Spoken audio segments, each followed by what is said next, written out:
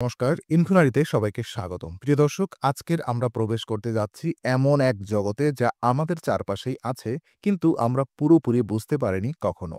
আজকের আমাদের বিষয় পরমাণু, মহাকাশ ও বিজ্ঞানের রহস্য, যেখানে আমরা জানব এমন কিছু তথ্য যা বিজ্ঞানীদের আজ পর্যন্ত ভাবনায় ফেলে দিয়েছে। আমরা প্রতিদিনই বিজ্ঞানের ছোঁয়া অনুভব করি। মোবাইল ফোন, বিদ্যুৎ, চিকিৎসা বা মহাকাশ অভিযান সব বিজ্ঞানের দান। কিন্তু আপনি কি জানেন এই বিজ্ঞানের মধ্যেই লুকিয়ে আছে অসংখ্য অমীমাংসিত প্রশ্ন? যেমন পরমাণুর ভেতরকার অসীম শক্তির উৎস কিভাবে সৃষ্টি হলো, মহাবিশ্বের সীমানা কোথায়, আর ডার্ক ম্যাটার বা ডার্ক এনার্জি আসলে কি? আজ আমরা একসাথে সেই রহস্যের দরজা খুলে দেখব, যেখানে বিজ্ঞানের সীমা শেষ আর কৌতূহল শুরু হয়। তাই ভিডিওটি শেষ পর্যন্ত দেখুন, কারণ শেষের দিকে অপেক্ষা করছে এমন কিছু তথ্য যা আপনাকে সত্যি বিস্মিত করবে। তো সূক্ষ্ম জগতের রহস্য, পরমাণুর অন্তরালে এক বিস্ময়কর মহাবিশ্ব। আপনি কি জানেন আমরা যে পৃথিবীতে বাস করছি তা গঠিত হয়েছে এমন ক্ষুদ্র কণিকা দিয়ে, যেগুলো চোখে দেখা তো দূরের কথা, বিশ্বের সবচেয়ে শক্তিশালী মাইক্রোস্কোপও প্রায় অদৃশ্য। এই কণিকাগুলোর নাম পরমাণু, অর্থাৎ অ্যাটম। একটি পরমাণুর ভেতরে আছে এক অজানা বিস্ময় জগৎ, যেখানে প্রোটন, নিউট্রন ও ইলেকট্রন নাচছে এক অদৃশ্য শক্তির সুরে। যদি আপনি একটি পরমাণুকে একটি ফুটবলের সমান বড় করতে পারেন, তবে তার নিউক্লিয়াস, অর্থাৎ কেন্দ্র হবে মাত্র একটি বালুকণার সমান। অর্থাৎ আমাদের চারপাশে সবকিছুই গঠিত হয়েছে 99.999% ফাঁকা স্থান দিয়ে। অবিশ্বাস্য হলেও সত্য, আমরা মূলত শূন্যতার মধ্যেই বসবাস করছি। কিন্তু এখানেই শেষ নয়। বিজ্ঞানীরা যখন কোয়ান্টাম গবেষণায় নেমে পড়লেন, তখন দেখা গেল পরমাণুর কণিকাগুলো এক মুহূর্তে এখানে আর পরের মুহূর্তে ওখানে। এটি এমন এক বাস্তবতা যা আমাদের স্বাভাবিক বুদ্ধিবৃত্তিকে সম্পূর্ণ বদলে দেয়। এই ঘটনাকে বলা হয় কোয়ান্টাম সুপারপজিশন। আরও আশ্চর্য হল, দুটি কণিকা একে অপরের সঙ্গে এমনভাবে যুক্ত থাকতে পারে যে একটি কণিকার পরিবর্তন তাৎক্ষণিকভাবে অপরটির উপরে প্রভাব ফেলে, এমনকি তারা আলোক বছর দূরে থাকলেও। এটি কোয়ান্টাম এন্টাগলিমেন্ট, যাকে আইনস্টাইন নিজে বলেছিলেন spooky action at the distance. এই কোয়ান্টাম রহস্যই আজকে আমাদের দিয়েছে computer chip, laser, MRI scanner, এমনকি কোয়ান্টাম কম্পিউটিংয়ের ধারণা। আর যখন মানুষ পরমাণুর শক্তি ব্যবহার করতে শিখল, তখন সে হয়ে উঠল দেবতার মতো শক্তিশালী, কিন্তু একই সঙ্গে ভয়ঙ্কর। 1945 সালে হিরোশিমা ও নাগাসাকিতে ব্যবহৃত পারমাণবিক বোমা মানুষকে বুঝিয়ে দিল ক্ষুদ্রতম জিনিসের মধ্যেও লুকিয়ে থাকতে পারে সীমাহীন ধ্বংস বা সৃষ্টির শক্তি। পরমাণু জগৎ আমাদের শেখায় বাস্তবতা আসলে আমাদের কল্পনার চেয়েও অনেক বেশি রহস্যময়। আমরা যা দেখি তা শুধু বইয়ের পর্দা। এর নিচে রয়েছে এমন এক জগৎ যেখানে পদার্থ আর শক্তি সব আর সম্ভাবনা একাকার হয়ে যায়। তো মহাবিশ্বের অজানা সীমান্ত, নক্ষত্র, ব্ল্যাক হোল ও সময়ের খেলা। রাতের আকাশে আপনি যখন তারার দিকে তাকান, আপনি আসলে সময়ের দিকে তাকাচ্ছেন।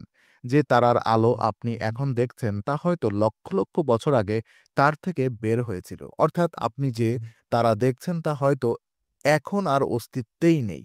মহাবিশ্ব, অর্থাৎ ইউনিভার্সে এমন এক অসীম রহস্য, যেখানে কোটি কোটি গ্যালাক্সি, নক্ষত্র ও গ্রহ এক অন্তহীন ছন্দে নাচছে। বিজ্ঞানীরা বলছেন মহাবিশ্বের বয়স প্রায় 13.8 বিলিয়ন বছর, এবং এর সূচনা হয়েছিল এক মহাবিস্ফোরণ, অর্থাৎ বিগ ব্যাং থেকে। সেই বিস্ফোরণ থেকেই জন্ম নেয় সময়, স্থান ও শক্তি। কিন্তু এর আগের মুহূর্তে কি ছিল? এমনকি সময়ও কি তখন ছিল? এই প্রশ্নের উত্তর আজও কেউ দিতে পারেনি।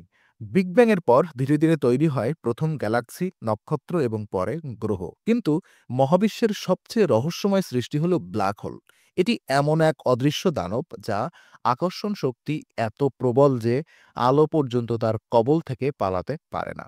ব্ল্যাক হোল মহাবিশ্বের সময়, স্থান, অর্থাৎ স্পেস টাইমকে এমনভাবে বাঁকিয়ে দেয় যে সেখানে সময় থেমে যায়, পদার্থ চূর্ণ বিচূর্ণ হয় এবং পদার্থ বিজ্ঞানের নিয়মগুলো হারিয়ে যায়। যদি আপনি ব্ল্যাক হোলে প্রবেশ করেন, বাইরের জগতের কাছে আপনি থেমে যাবেন, কিন্তু আপনার জন্য সময় চলতে থাকবে। এ যেন মহাবিশ্বের মধ্যে এক সময়যন্ত্র। কিন্তু বিজ্ঞানী এমনও বলছেন ব্ল্যাক হোলের ভেতর হয়তো অন্য মহাবিশ্বের প্রবেশদ্বার, অর্থাৎ ওয়ার্ম হোল হতে পারে। আরও রহস্য হলো মহাবিশ্বের সম্প্রসারণ ক্রমশ দ্রুত হচ্ছে। এটা সম্ভব হচ্ছে ডার্ক এনার্জির কারণে, যা মহাবিশ্বের প্রায় 68% দখল করে আছে। কিন্তু যার প্রকৃতি এখনও অজানা। মহাবিশ্বের এই রহস্যগুলো আমাদের দেখায় আমরা যত জানি ততই বুঝি। আমরা কত অল্প জানি, প্রতিটি তারার আলো যেন বলে যায়, তুমি খুঁজে নাও, উত্তর এখনো দূরে। তো বিজ্ঞানের অমীমাংসিত রহস্য, যেখানে জ্ঞান থেমে যায় কৌতূহলের সামনে। বিজ্ঞান যতই এগোচ্ছে ততই বাড়ছে অজানার পরিধি। যেমন আমরা জানি মহাবিশ্বের বেশিরভাগ অংশ ডার্ক ম্যাটার ও ডার্ক এনার্জি দিয়ে তৈরি, কিন্তু আমরা জানি না এগুলো কি। এরা না আলো দেয় না শোষণ করে, কিন্তু এদের উপস্থিতি মহাবিশ্বের গঠন নিয়ন্ত্রণ করছে। আরও অদ্ভুত হলো, বিজ্ঞানীরা এখন বিশ্বাস করেন মহাবিশ্ব হয়তো একাধিক, অর্থাৎ আমরা বাস করছি এক মাল্টিভার্সের মধ্যে। তারপর আসে টাইম ট্রাভেল, অর্থাৎ সময়ের ভেতর দিয়ে ভ্রমণ। আইনস্টাইনের তত্ত্ব অনুযায়ী যদি আমরা আলোয়ের গতিতে চলতে পারি, আমরা ভবিষ্যতে চলে যেতে পারি, কিন্তু অতীতে ফেরা সেটি এখনও এক অসম্ভব স্বপ্ন। তবুও কিছু মহাজাগতিক ঘটনা, যেমন অরহোল, হয়তো সময় ভ্রমণের দরজা খুলে দিতে পারে। আরও রহস্য হলো কনসাসনেস, চেতনা কোথা থেকে আসে, কিভাবে একগুচ্ছ নিউরন একত্র হয়ে আমি ভাবছি এই অনুভূতি সৃষ্টি করে।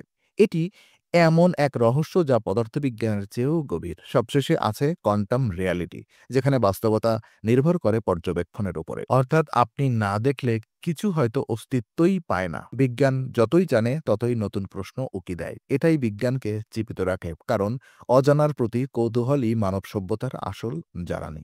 তো প্রিয় দর্শক, আজ আমরা ভ্রমণ করলাম পরমাণুর ক্ষুদ্রতম জগৎ থেকে মহাবিশ্বের সীমাহীন পরিসরে।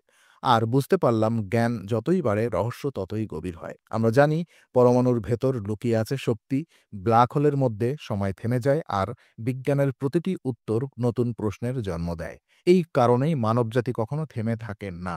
আমরা বারবার আকাশের দিকে তাকাই, মাইক্রোস্কোপে উকি দিই, কণিকার গঠন ভাঙি, কারণ আমাদের রক্তেই আছে অনুসন্ধান। একদিন হয়তো আমরা এই রহস্যগুলোর উত্তর খুঁজে পাব, অথবা হয়তো নতুন রহস্য জন্ম নেবে। কিন্তু জ্ঞান পিপাসায় এই যাত্রাই আমাদের আসল শক্তি। যদি ভিডিওটি ভালো লেগে থাকে তবে লাইক, কমেন্ট এবং শেয়ার করুন, এবং ইনফুনারিকে সাবস্ক্রাইব করতে ভুলবেন না।